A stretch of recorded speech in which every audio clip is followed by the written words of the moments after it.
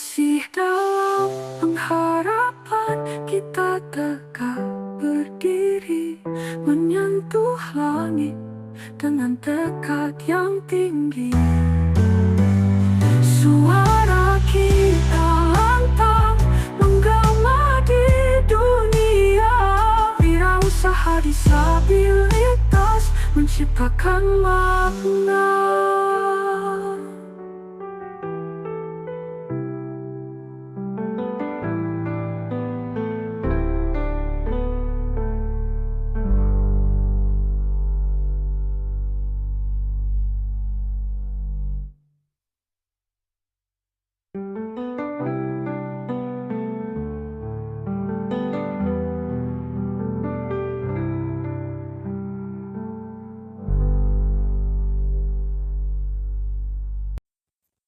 Assalamualaikum warahmatullahi wabarakatuh.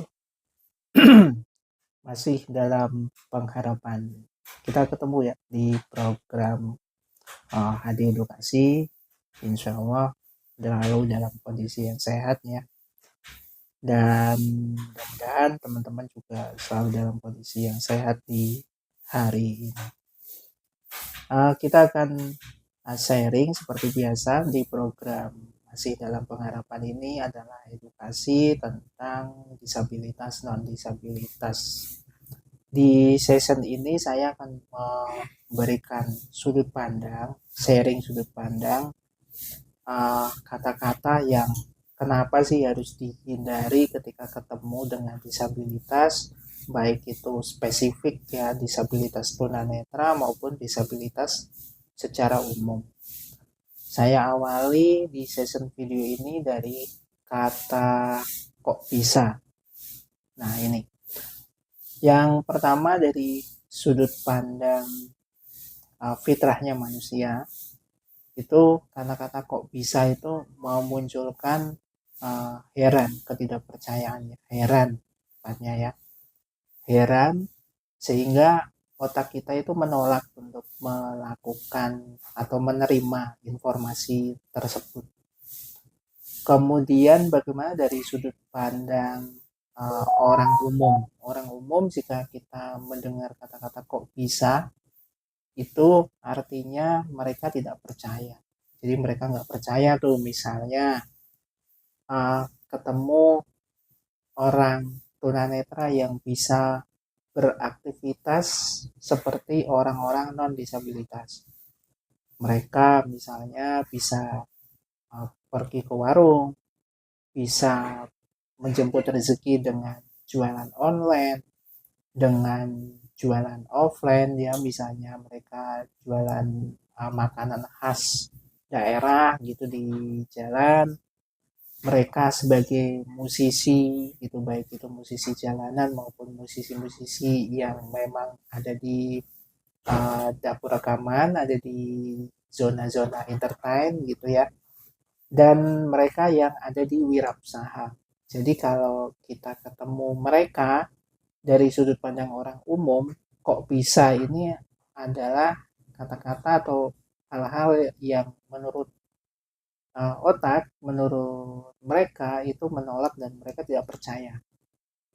Kemudian dampaknya apa?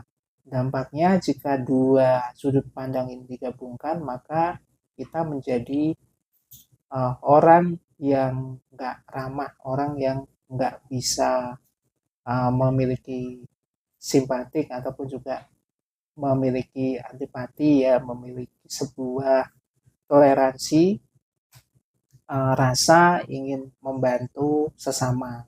Jadi kita cenderung cuek, cenderung meremehkan, cenderung nggak mau tahu informasi perkembangan dan nggak mau bersinergi. Jadi tipe-tipe orang seperti ini yang seharusnya nggak dilakukan oleh teman-teman. Jadi kalau mau menciptakan kesetaraan, membantu teman-teman tunanetra, disabilitas, itu hindari kata-kata kok bisa. Karena kok bisa ya tadi, semuanya itu nggak heran ya, semuanya itu nggak mengherankan, semuanya juga bisa dipercaya kalau ada tahapan-tahapan yang dilakukan. jika teman-teman memahami secara dalam. Kemudian kok bisa, bagaimana dari sudut pandang disabilitas? Sudut pandang disabilitas jika dikatakan kok bisa ya kamu melakukan sesuatu. Ada ya tambahannya, kok bisa melakukan sesuatu.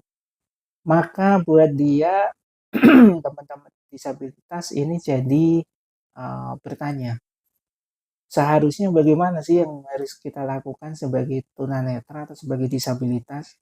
Ya, bisa melakukan sesuatu secara mandiri, ya dikatakan kok bisa salah. Ya, ketika kita nggak melakukan sesuatu, dibilangnya kok bisa loh kamu nggak bisa ngelakuin apa-apa padahal segampang ini.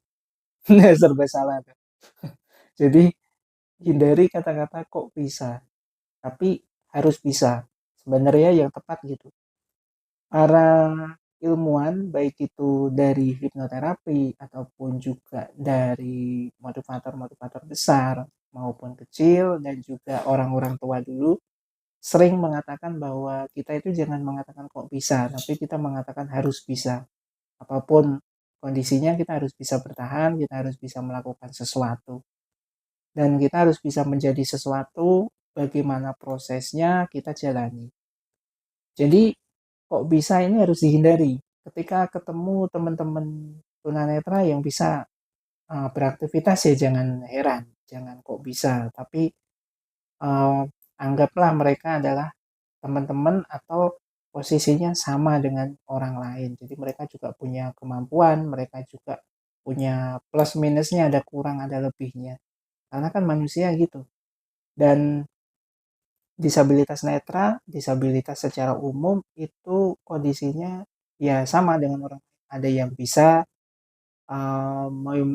memiliki pola pikir, memiliki kesempatan dalam hal ini daya tangkap ya otaknya yang memang lebih cepat dalam menangkap sesuatu, informasi dan mengeksekusinya. Ada juga yang lambat. Ya intinya adalah kesempatan itu nggak semua orang mendapatkan. Jadi meskipun mereka disabilitas, ada juga yang mereka jadi PNS, ada juga yang mereka wirausaha, ada yang mereka ada di musisi, ya penyanyi misalnya atau sebagainya. Ada juga yang mereka main di kreator misalnya. Ya tugas kita bagaimana masyarakat secara umum dan non disabilitas atau disabilitas biar bisa berdampingan. Ya udah support saja. Kalau emang mau membantu, mau tanya, hindari kata-kata kok bisa jika dikasih tahu. Jika dikasih tahu ya harusnya kita bersyukur bahwa ternyata kita diberikan informasi yang mungkin saja orang lain tidak tahu. Misalnya saya ambil contoh, satu contoh lagi ya.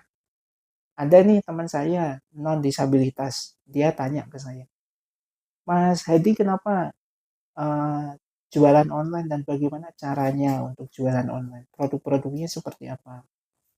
Kemudian saya terangkan, ya saya ikhtiarnya untuk sementara memang sedang merintis usaha jualan online. Caranya ya saya kolaborasi dengan supplier-supplier, ekspedisinya, kemudian saya fokus memasarkan dengan media sosial. Nah setelahnya mereka nggak bilang tuh, teman saya nggak bilang kok bisa ya, teman saya justru mendukung, ya sudah saya akan rekomendasikan nanti produk-produknya kalau ada yang membutuhkan mungkin, atau jasa terapinya atau jasa pembuatan copywritingnya.